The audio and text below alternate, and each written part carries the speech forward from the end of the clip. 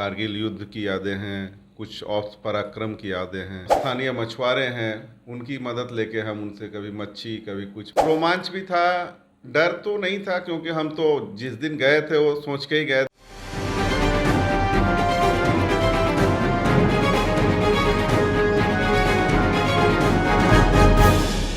नमस्कार, NWS news India के इस विशेष प्रसारण में आपका स्वागत है। आज हमारे साथ मौजूद हैं पूर्व सैनिक राकेश मिश्रा जी। इन्होंने 15 वर्षों तक जल सेना में अपनी भूमिका निभाई है। आइए जानते हैं उनसे सेना से जुड़ी खट्टे मीठे अनुभव।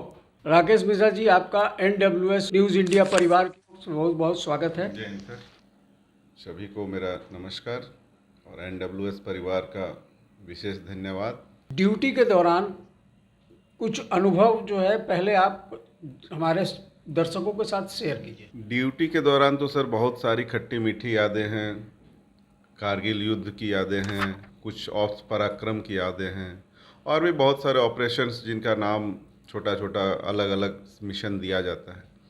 उन्हीं में से एक था जब हम लोग को सेलिंग के लिए भेजा गया था। किसी शिप में बोला गया था 15 दिन की आपकी एक शॉटी है, 15 दिन में आप लौट के आ जाएंगे, नॉर्मल एक्सरसाइज है, पेट्रोलिंग। लेकिन जब 15 दिन बाद फिर अचानक से हमें मैसेज मिलता है रात को कि आपका जो ये सेलिंग है इसको और 15 दिन के लिए बढ़ा दिया जा रहा है। फिर 15 दिन के बाद फिर 15 दिन बढ़ा दिया जाए। तो शिप में एक लिमिटेड राशन लेके हम चलते हैं। वारशिप्स में राशन और बाकी एम्यूनिटीज़ के लिए कम जगह होती है क्योंकि हमें अपने एम्यूनेशंस और फ्यूल ज़्यादा इम्पोर्टेंट होते हैं। तो जैसे जैसे दिन बीतता गया, 1 महीना बीता, 35 दिन, तो राशन वगैरह का धीरे धीरे ख़त्म होने लगा। फिर दाल खिचड़ी इन सब में आने लगे हम। फिर सब्जी वगैरह की कमी क्या मैंने ख़त्म ही हो गई थी। तो फिर जो स्थानीय मछुआरे हैं उनकी मदद लेके हम उनसे कभी मच्छी कभी कुछ बदले में दे के, मतलब हम करीब और 10 दिन जो हमारा गुजरा था वो काफ़ी एक अच्छा पल था। आपस में बॉन्डिंग, सभी अरे अब क्या होने वाला है, रोज़ रात को पेट्रोलिंग में अंदर जाना पड़ोसी मुल्क में, फिर आना, रिस्क भी था, किसी को कुछ बताना भी नहीं था, घर से कांटेक्ट कट था। तो रोमांच भी था, डर तो नहीं था क्योंकि हम तो जिस दिन गए थे वो सोच के ही गए थे कि अगर ठीक ठाक लौट गए तो अच्छा है, नहीं तो माँ भारती के चरणों में अब हमारी आहुति होगी। तो ऐसा रहा सर पहला।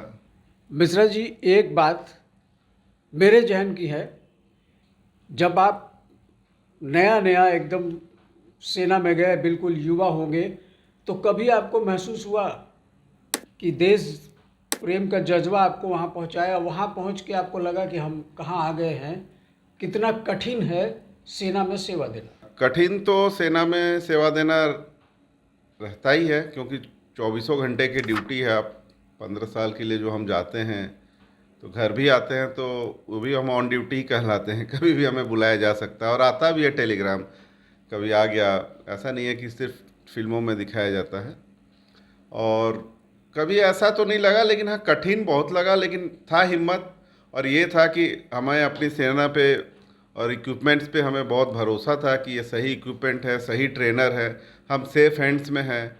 जो हमें कष्ट होता था या जो चीज़ हम नहीं कर पाते थे उसके लिए सही ट्रेनर थे। जो खतरनाक चीज़ था उसके लिए भी जो सेफ्टी रूल्स है सेना में हमारे, वो काफ़ी हाई स्टैंडर्ड के हैं।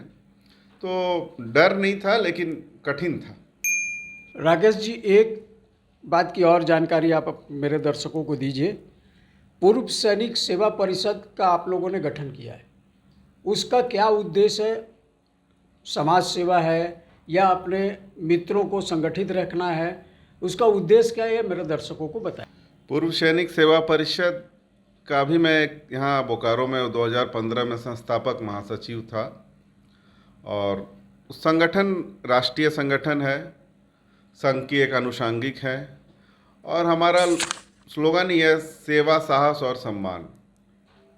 सेवा हम दे के आए, साहस हम हैं, और सम्मान जो अपने साथियों का जो सम्मान हम सर्व करके आए हैं अलग अलग डिफेंस फोर्सेस में, उसको बरकरार रखना। और साथ में समाज को जो हमारी ज़रूरत है, जो हम कर सकते हैं एक अच्छे नागरिक के तौर पे, आसपास के बच्चों को अच्छी एक पूर्व सैनिक को देख के लगना चाहिए समाज के लोगों में कि ये पूर्व सैनिक है, कितना अच्छा ये करके आया है, इस तरह रहे, इस तरह हमारा बच्चा भी रहे तो आगे जाएगा। एक डिसिप्लिन, एक अच्छा सोच, देश के प्रति सच्ची राष्ट्रवादी भावना रखना कि जो काम हम कर रहे हैं वो समाज के लिए सही है कि नहीं, वो देश के लिए मेरा क्या असर करेगा। एक सैनिक हमेशा ये सोचता है ये जो मैं कर रहा हूँ ये मेरे समाज के लिए कितना अच्छा है, मेरे देश के लिए कितना अच्छा है, उसके बाद सोचता है कि मेरे लिए कितना है अच्छा है। आपका ये संगठन गरीबों को, ज़रूरतमंदों के सेवा में भी जुटा है, उसके बारे में आप कुछ साझा करें। सर, सेना का रोल तो पूरे देश में यही है। आपदा विपदा में सेना ही याद आती है, चाहे कहीं फ्लड हो, चाहे अर्थक्वेक हो। तो कोविड, ऐसे तो हम लोग हर साल कारगिल के वक्त और विजय दिवस के वक्त एक माह में करीब 2 बार साल में किसी गांव में जाना, बस्ती में जाना और बच्चों को कपड़े वितरण करना या पाठ्य पुस्तक उपलब्ध कराना, वृक्षारोपण, ये सब हमारा मुख्य काम है। कोविड के वक्त हमने काफ़ी, हमारा अच्छा एक्सपीरियंस रहा। जब रात को अचानक 11 बजे डीडीसी साहब ने फ़ोन किया, बोला कल से आपको ये हटिया लगाना है, आप लोग सकिएगा, कितने लोग हैं? हमने बोला सर क्यों नहीं, हम कब पीछे हटे हैं। तो सेक्टर 5 का जो हटिया का संचालन हमने किया, लोग काफ़ी डरे हुए थे और जो सब्जी बेचने वालों का कष्ट अलग कि सर नहीं बिकेगा तो हम क्या खाएंगे, उनको भी सही समझा के लगाना, लोगों को सही गाइड करके लगाना, ये समाज ने देखा है।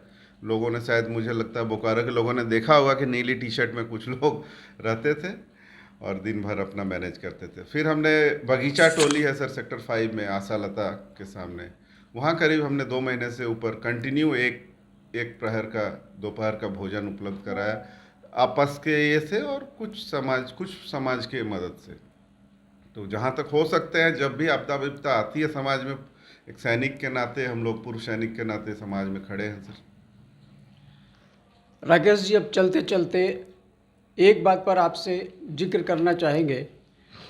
आप सेना में रहे हैं, अनुशासन में बंधे रहे, अनुशासन सीखे, लेकिन आज के युवाओं में देख रहे हैं कि अनुशासन की कमी पाई जा रही है। आप आज के युवाओं को क्या संदेश देना चाहेंगे कि वो अपने आप को अनुशासित रखें, देश प्रेम का जज्बा उसमें जागृत रहे? देश प्रेम में तो मुझे नहीं लगता किसी युवाओं में किसी कमी है हमारे देश में किसी की। लेकिन सर, जो अनुशासन की बात आपने कही, तो अनुशासन ही देश को महान बनाता है और एक व्यक्ति को भी आगे बढ़ने में मदद करता है। अगर हम अनुशासित तरीके से अपना सुबह समय से उठे, समय से पढ़ाई किए, समय से व्यायाम किए, समय से जो खेल कूद किए, जो भी सोशल मीडिया या इंटरटेनमेंट के साधन का उपयोग किए, तो वो ठीक है। किसी भी चीज़ का अगर हम ज़्यादा करते हैं या ओवर यूज़ या ओवर डोज, तो वो एक हमें शायद गलत रास्ते की तरफ ले जाती है, ऐसा मेरा मानना है। उससे किसी भी युवा और किसी भी बच्चे को उससे बचना चाहिए। समय से सारा काम करना चाहिए, अनुशासित तरीके से। आप हमारे स्टूडियो में आए, आपका बहुत बहुत धन्यवाद है राकेश मिश्रा जी। जय हिंद। धन्यवाद सर। आपने सुना परिचर्चा कार्यक्रम में पूर्व सैनिक राकेश मिश्रा को। अगले अंक में फिर किसी शख्सियत से कराएंगे आपकी मुलाकात। तब तक हमारी पूरी टीम को दीजिए इजाज़त। नमस्कार।